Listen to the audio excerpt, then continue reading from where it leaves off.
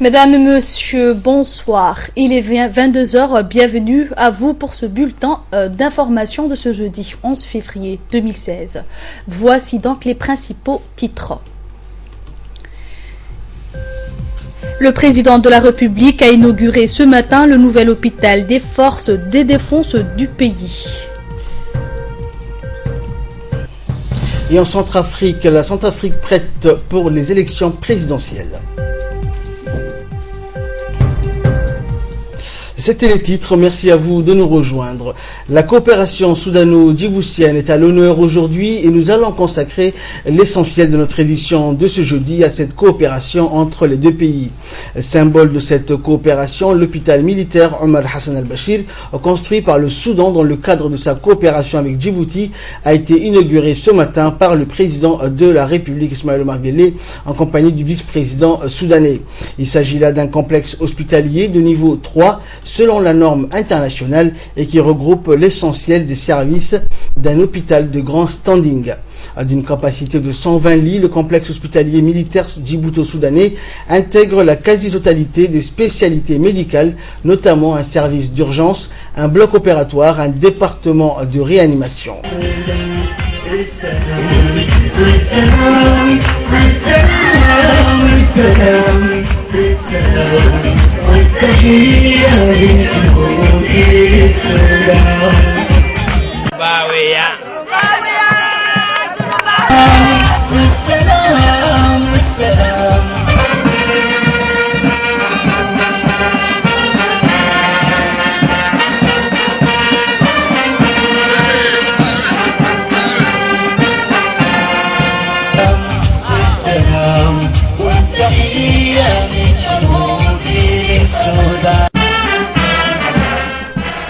Et la cérémonie d'inauguration de ce nouvel hôpital militaire djibouto-soudanais a débuté avec l'arrivée du président de la République Ismaël Omar Guelleh, qui a été accueilli par le ministre de la Défense et le chef d'état-major général des armées, le général de division Zakaria Cheikh Ibrahim.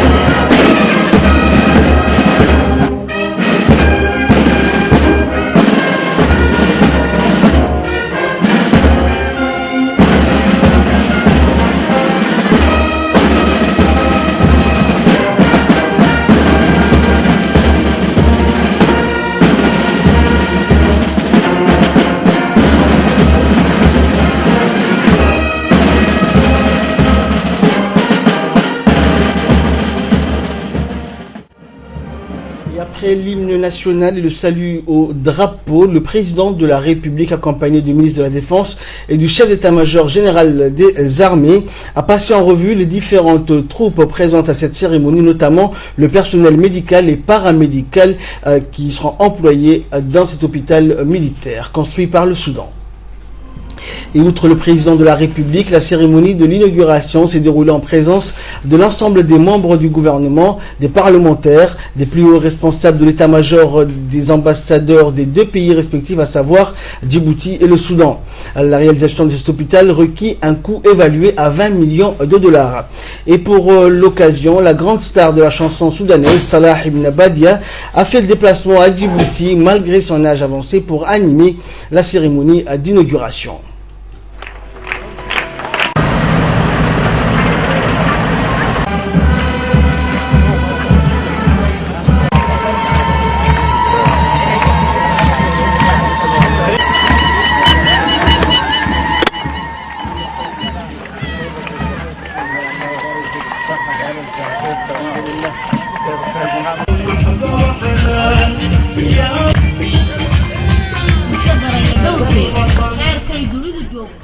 annagoon dib uga dhicin dawo iyo bogsiinteed haddii dibad la tegi jiray loo doono jira shalay waa laga darsadayoo ilaah daaqad noo fid dhakhtarkani dejiye ee laga dhisay dalkeenna dar alle inagu filan dar alle inagu filan dadaalkii madaxweyneena dareenkii hooyada dadkeena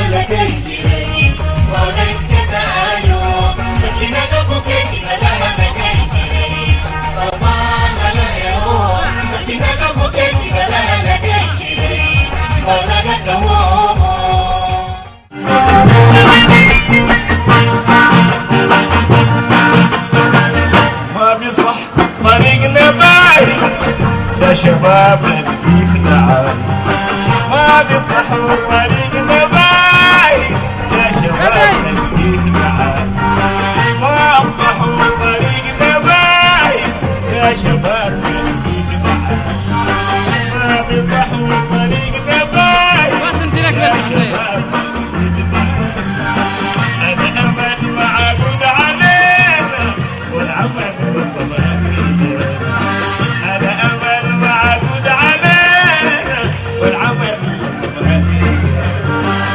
بسواعدنا ونضال في جنوبنا وفي شمال بسواعدنا ونضال وفي جنوبنا وفي شمال السلام والسلام.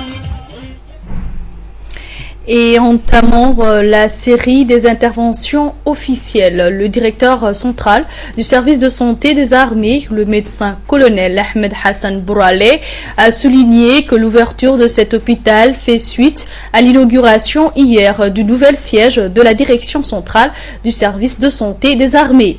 Il a poursuivi dans son intervention en rappelant que ce jour historique restera gravé dans les mémoires des familles des militaires et de la population djiboutienne tout entière. Nous l'écoutons. La réalisation de ce précieux projet depuis la pose de la première pierre en 2008 découle de la volonté politique de deux présidents, djiboutiens et soudanais, ainsi que de la pugnacité du haut commandement militaire avec l'appui constant du ministre de la Défense. Le président de la République, dans un souci constant, a soutenu le service de santé des armées depuis sa création et ses premiers projets, afin de doter nos forces d'un soutien médical de qualité, de la même manière qu'il n'a cessé de mettre à la disposition de nos populations une chaîne de santé cohérente et de haute qualité. Vous avez aujourd'hui devant vous un outil avec un plateau technique performant, fruit d'un processus de coopération amicale et fraternelle. Processus que nos frères fondateurs des nations africaines ont toujours chèrement appelé de leurs vœux. Nous serons, j'en suis convaincu, à la hauteur de la confiance placée en nous, en tenant la promesse devant vous qu'aucun soldat, qu'aucune famille de militaires ne se trouvera dans un désert sanitaire sur notre territoire. J'exhorte chaque militaire et chaque famille de porter à cœur, au même titre que l'unité, matrice fondatrice et pierre angulaire de notre nation. Cet outil cher dont nous disposons aujourd'hui. C'est dans l'unité des soignants avec les soignés, des cadres avec les subordonnés, de la direction avec ses composantes, que nous pourrons ensemble maintenir à l'état notre hôpital. C'est dans cette même unité que nous préserverons notre service de santé, dont cet hôpital militaire est le fleuron dans la pérennité, dans une durée où nous tous, nous en bénéficierons. Je tiens, au nom de ma hiérarchie et au nom des armées, à vous remercier, Excellence, Monsieur le Président de la République, pour votre soutien inlassable à l'égard des forces du pays, dans le domaine de la santé en particulier. Et de son côté, le vice-président soudanais Bakri Hassan Salah, en visite officielle dans notre pays à la tête d'une forte délégation pour prendre part à l'inauguration de l'hôpital militaire Omar Hassan al-Bashir, a prononcé un important discours à cette occasion. Le vice-président Bakri a tout d'abord transmis les salutations chaleureuses du président soudanais au président Guelleh et au peuple djiboutien. Il a également souligné dans son discours l'inauguration de ce nouvel hôpital militaire Hassan al-Bashir témoigne des bonnes relations entre Djibouti et le Soudan. Le vice-président soudanais a précisé que la réalisation de cet hôpital militaire est survenue à une période difficile et c'est grâce, a-t-il ajouté, à la volonté des deux pays qu'il a pu être finalisé. Il est aussi, a dit le vice-président, le symbole reflétant les relations entre les deux pays. Le vice-président soudanais a précisé également que cet hôpital permettra aux Djiboutiens de se soigner sur place et non à l'étranger. Nous sommes heureux, a poursuivi M. Bakri Hassan, que les relations entre Djibouti et le Soudan s'améliorent d'année en année et sont sur des bonnes voies. Concernant le volet formation, il a rappelé que les militaires djiboutiens sont formés dans les académies soudanaises. Le vice-président soudanais a ajouté qu'une équipe médicale militaire soudanaise est à Djibouti pour officier au sein de ce nouveau hôpital Hassan al-Bashir. Et toujours dans le cadre du domaine de l'enseignement et de la formation, M. Bakri a ajouté une précision de taille en nous apprenant que le président Hassan al-Bashir a donné des instructions en vue d'octroyer une vingtaine de bourses dans différentes spécialités, surtout dans le domaine de la médecine. Le vice-président Bakri a également évoqué le cas des étudiants djiboutiens au Yémen qui peuvent, a-t-il dit, poursuivre désormais leurs études au Soudan. En matière de sécurité alimentaire, M. Bakri a donné une bonne nouvelle car, a-t-il souligné, le vice-président soudanais, le Soudan va octroyer de nouvelles terres cultivables à la République de Djibouti suite au succès agricole enregistré dans la province de Kadarif. En ce qui concerne la politique africaine et régionale, le vice-président soudanais, M. Bakri Hassan, a félicité la République de Djibouti pour l'importance qu'elle a accordée au développement et aux intérêts du monde musulman et arabe. Il a aussi rappelé que de par sa position géostratégique, la République de Djibouti joue un rôle primordial en matière d'échanges économiques dans la région et surtout le continent africain. Bakri Hassan n'a pas omis dans son discours d'évoquer le conflit au Yémen et a félicité la République de Djibouti pour l'accueil chaleureux, efficace vis-à-vis des réfugiés yéménites fuyant le conflit dans leur pays. Il n'a pas manqué aussi de féliciter également Djibouti pour son engagement auprès de l'Alliance arabe durant le conflit au Yémen. En ce qui concerne la situation au Soudan, le vice-président soudanais a précisé que le dialogue national continue à Khartoum et est dans sa 4e année. Il a également ajouté que la situation au Darfour s'améliorait, permettant à la République qui a fui le conflit communautaire d'y revenir. Il a enfin précisé que les relations entre le Sud-Soudan sont sur la bonne voie.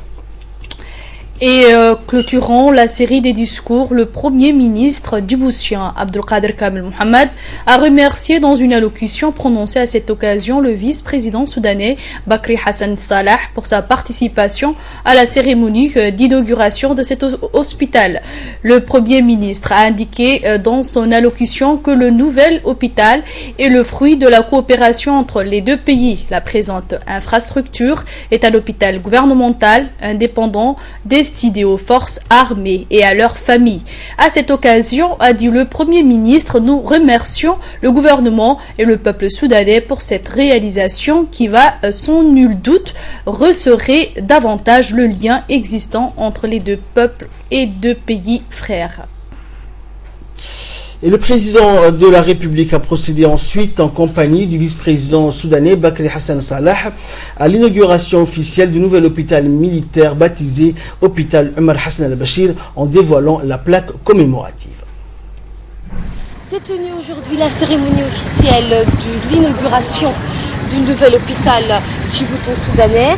La réalisation de cet hôpital s'inscrit dans le cadre d'une promesse faite aux militaires par le président de la République Ismaïl Omar Guelleh Séfou, chose faite en collaboration avec la République sœur soudanaise.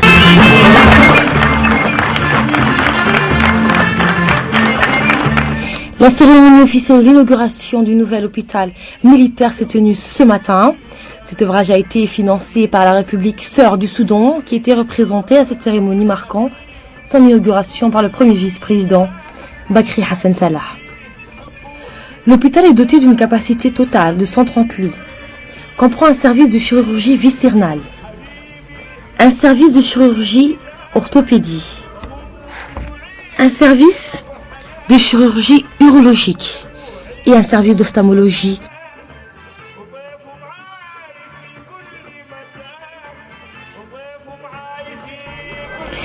La réalisation de cet hôpital s'inscrit dans le cadre d'une promesse tenue lors de son premier mandat aux militaires par le chef de l'État. Ce fut chose faite, car le chef de l'État a inauguré ce jeudi l'hôpital militaire en collaboration avec la République sœur du Soudan et avec l'implication personnelle du président El-Bachir. L'hôpital a été d'ailleurs baptisé par le nom de ce dernier. L'hôpital militaire est composé d'un service de médecins internes, d'un service de cardiologie, d'un service de pneumologie et d'un service de gynécologie et obstétrique.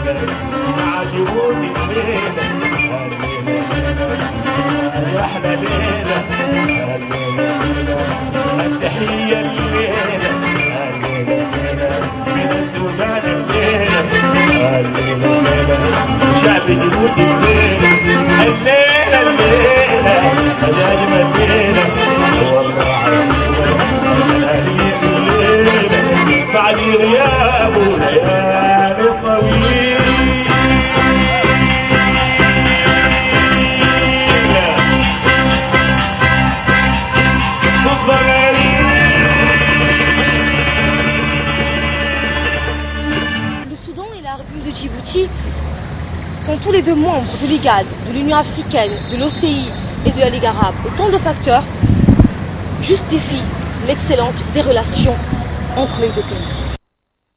Et dans une interview accordée aux reporters de la RTD, le président de la République Ismaël Omar Guelleh a indiqué que, de par les opérations menées et les contraintes sur le terrain, les forces de défense djiboutiennes avaient grandement besoin de se doter d'une telle structure destinée aux soins des militaires et à leurs familles et aux retraités militaires. Cet hôpital regroupe en son sein tous les services médicaux nécessaires et a été équipé en substance d'un matériel moderne de dernière génération.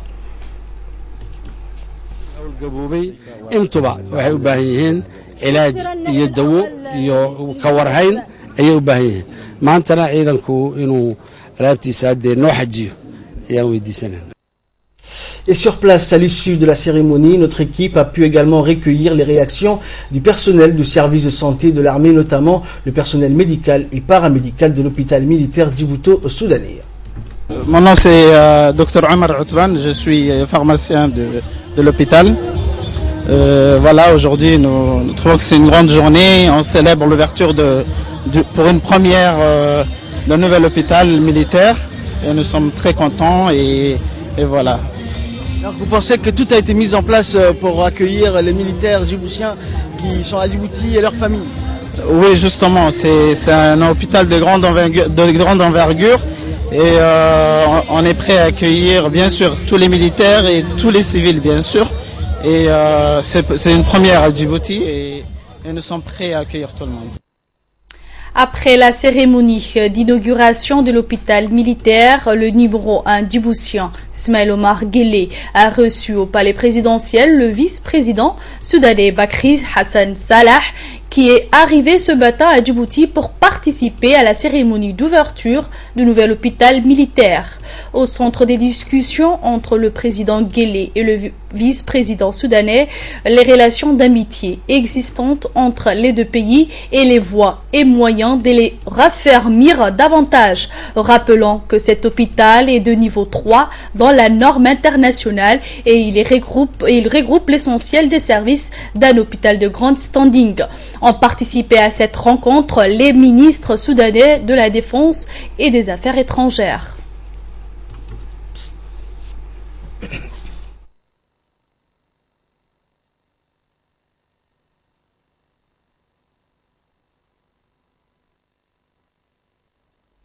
Autre nouvelle du pays, les travaux du séminaire sur la place de Djibouti en tant que plateforme logistico-financière et un hub économique et commercial se sont clôturés aujourd'hui.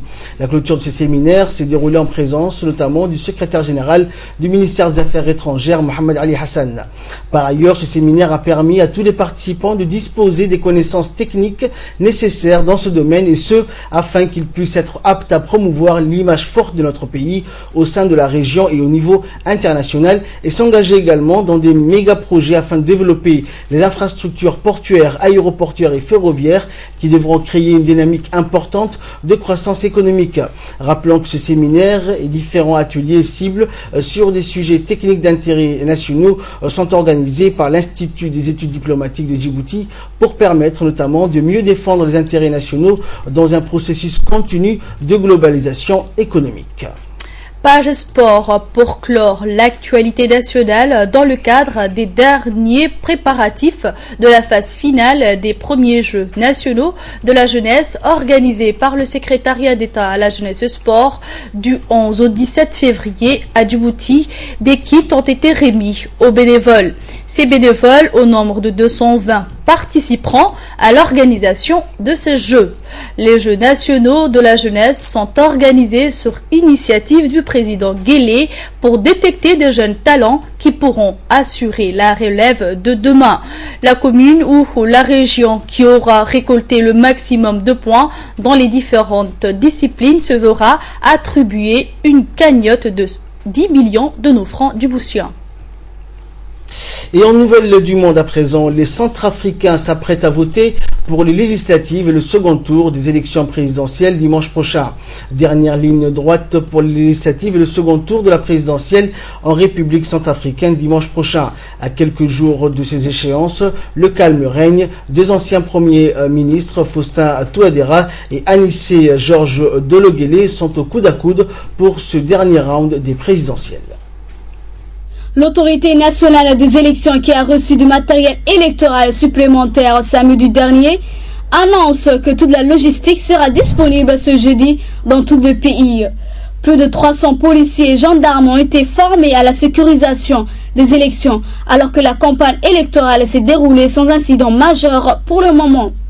Comparativement au premier tour de la présidentielle, l'engouement pour la campagne électorale a quelque peu baissé. Cela pourrait s'expliquer par l'essoufflement financier de certains acteurs politiques.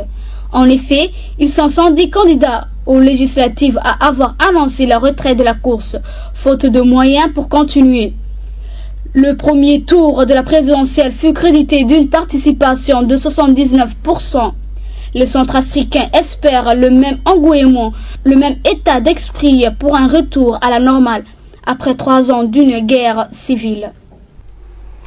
Pression accrue sur Pyongyang suite au tir d'une fusée à longue portée. Ce sont les premières images de la fusée lancée par la Corée du Nord dimanche dernier.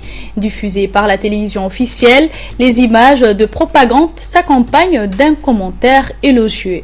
La suite dans ce commentaire. Plus d'un mois après le 4e essai nucléaire de la Corée du Nord, ce nouvel épisode a poussé les responsables militaires sud-coréens, américains et japonais à s'engager à partager leurs renseignements. Le Japon et les États-Unis ont aussi durci leurs sanctions vis-à-vis du régime le plus isolé au monde. Autre conséquence, la fermeture de la zone intercoréenne de Kaesong. Cette zone industrielle en territoire nord-coréen a été installée 124 entreprises sud-coréennes et en cours d'évacuation à la demande de Séoul. Près de 55 000 nord-coréens y travaillent. Fin de cette édition, merci de nous avoir suivis et excellent week-end sur Télé Djibouti.